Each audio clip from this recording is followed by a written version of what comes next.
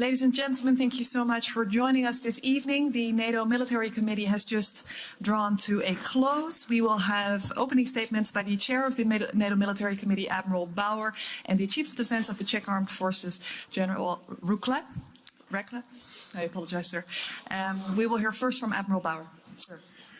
Ladies and gentlemen, the NATO Military Committee is honored to have been so warmly received despite the heavy rains in the beautiful Czech Republic.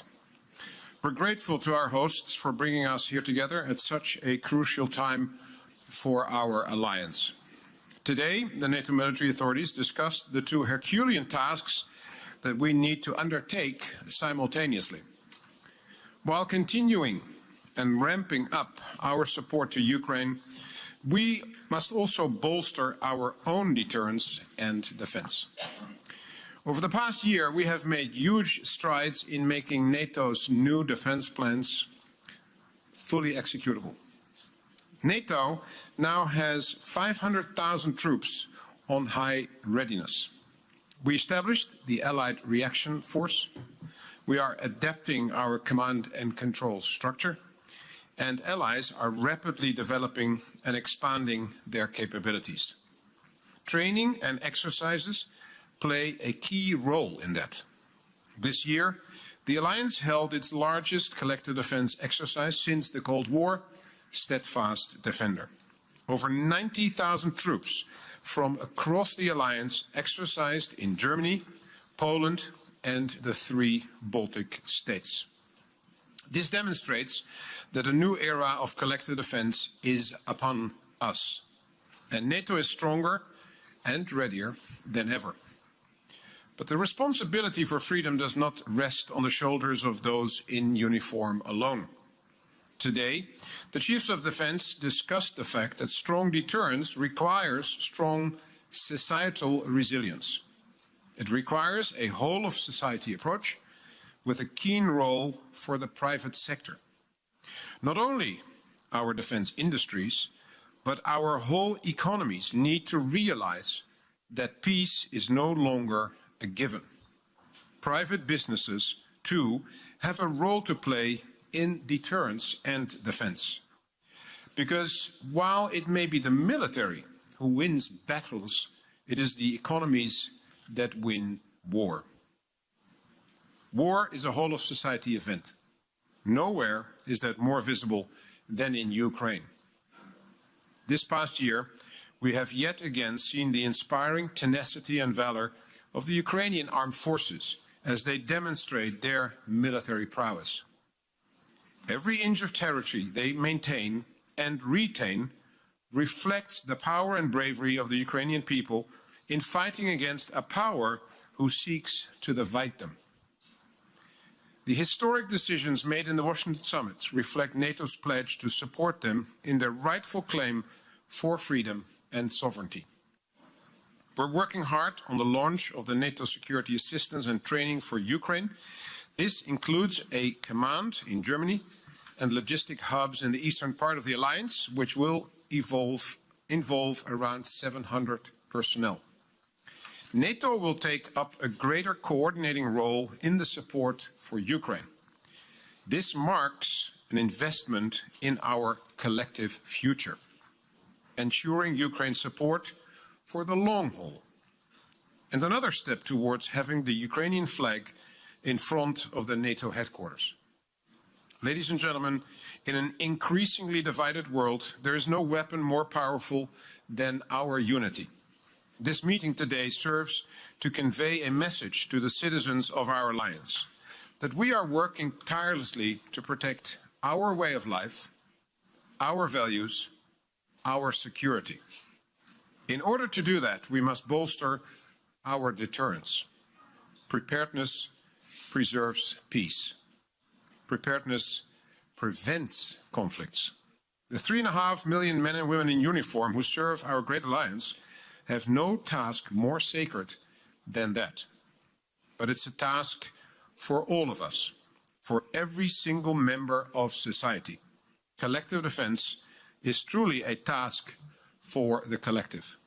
And above all, it demonstrates that there is no stronger weapon in the world than our unity. General Rehka, the floor is yours. Thank you.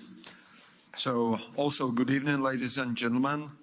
I have to say it was a great pleasure to be a host of this military committee conference.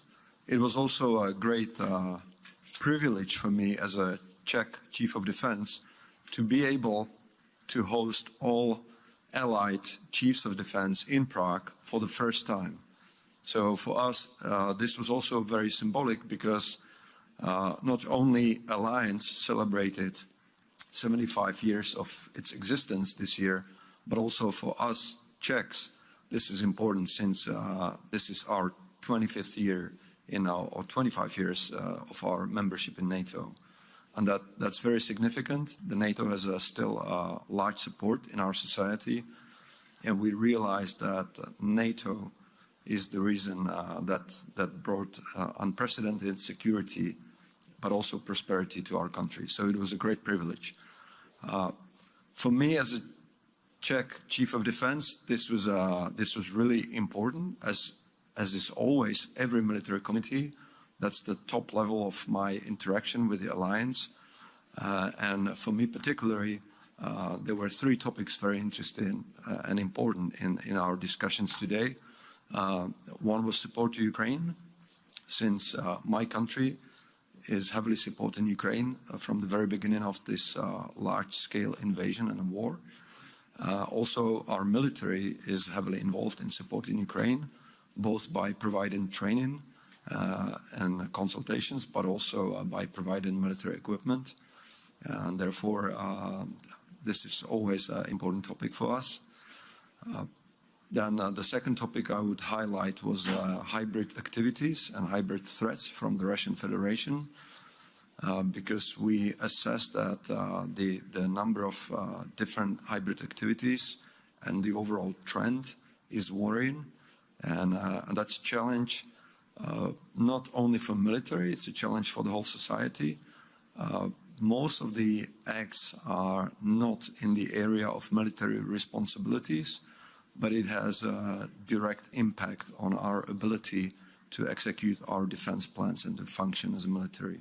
So that was also important discussion. And the third one, for me personally, was important was the outcomes and implementation of the outcomes of the last NATO summit, especially in regards to executability of regional plans and the NATO force model, since majority of Czech military takes part in the NATO force model. They're part of these regional plans, and everything we do basically, that our own defense plans revision, trying to speed up the modernization of our forces and all the training and planning is basically aimed to provide a effective contribution to those plans and a collective defense. So that was an important discussion for me. And I would stop there. Thank you. Thank you, General. Thank you, Admiral. We will now move into questions. Kindly state your name and outlet, please. Go ahead. Hi, Lolita Ballinger with the Associated Press. This is for both of you to answer. I'm wondering if there is any consensus among the military chiefs about whether or not Ukraine could and should be able to strike deeper into Russia with long-range weapons. And is there any concerns among your countries about the threats that Russia has made in terms of retaliation, if there is any move to do that? Okay. So there's two things here. One, in accordance with the law of armed conflict, it is every nation that is attacked has the right to defend itself. And that right doesn't stop at the border of your own nation. So you are actually in line with, in accordance with that law of armed conflict, you are allowed to attack the nation that attacks you. And you normally do that in military terms. You do that because you want to weaken the enemy that attacks you in order to not only fight the arrows that come your way, but also attack the archer that is, as we see, very often operating from Russia proper into Ukraine. So militarily, there's a good reason to do that, to weaken the enemy, to weaken its logistic lines, fuel, ammunition that comes to the front. That is what you want to stop, if at all possible. So there is a good military reason why you should do that. There is a legal ground to do that. And that is the one side of the discussion. The other side of the discussion is, if nations give weapon systems to Ukraine, it is their right as well to have certain limitations in the use of those weapons, because they feel responsible for those weapons. And that is a political discussion, and that is what happens, and where some nations have a different opinion. But if you ask me as a military man, is it possible? The answer is yes. So I'll probably just repeat what Admiral Bauer said. I fully agree. I think it's perfectly legitimate and legal to strike, for Ukrainians to strike to the targets on the Russian territory, providing it's in line with international law and law of armed conflict. I myself mentioned it a few times publicly, and also that's a decision of the Czech Republic that whatever weaponry we provide to Ukrainians, we don't put any restrictions. We believe that the Ukrainians should decide themselves how to use it. On the other side, as was mentioned, militarily it makes perfect sense, and every honest military advice will probably tell you this.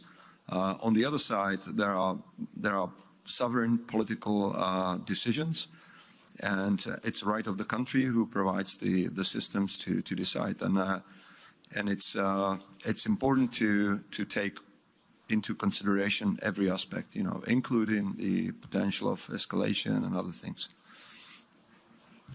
Thank you. We'll move into the next question, sir.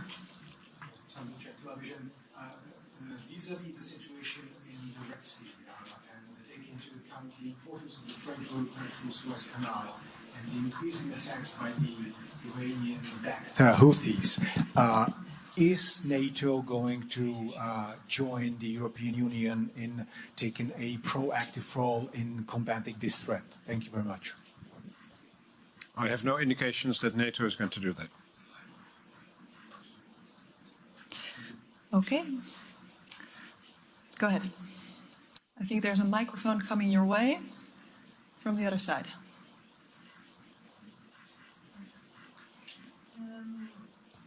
In recent months, the dialectic between NATO and Russia has changed.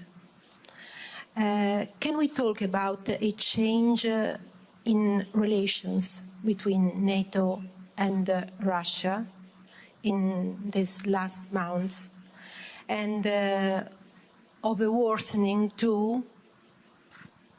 I think the relation between NATO and Russia didn't change in the last months. It changed since 2014, when Russia annexed Crimea. That was the moment when, for example, the Russian ambassador was no longer allowed in the NATO headquarters, and the military representative was no longer allowed in the NATO military headquarters. So I think that was a big change in the relationship. We tried to be partner with Russia for 20 years as an alliance.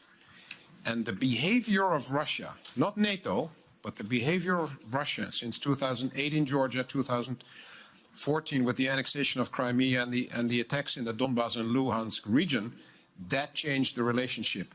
And then even further, of course, after the full-fledged invasion in 2022.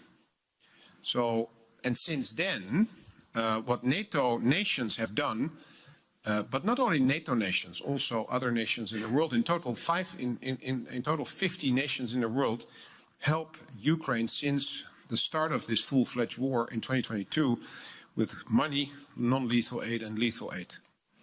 And so now NATO, as a result of the decision in Washington by the leaders, is setting up this command in Wiesbaden, which will coordinate the training for Ukraine of their soldiers. It will coordinate all the requirements that Ukraine has to be able to defend itself, and the logistics to get everything that nations provide for Ukraine to the border of Ukraine and into Ukraine. And the last thing is that they are helping Ukraine to work on the future armed forces of Ukraine. that is the work that NATO is going to do with this NSATU. So in that sense, you could say that that doesn't maybe help the relationship with Russia, but it doesn't change the relationship per se, because NATO is still doing what is possible and allowed in international law with the UN Charter, and therefore we continue to do that. Thank you very much. Are there any other questions from the room? Okay. Thank you very much for being with us. We thank our hosts for their generous hospitality, and then we finalize the press conference. Thank you very much. Good evening. Have a nice day. Good evening.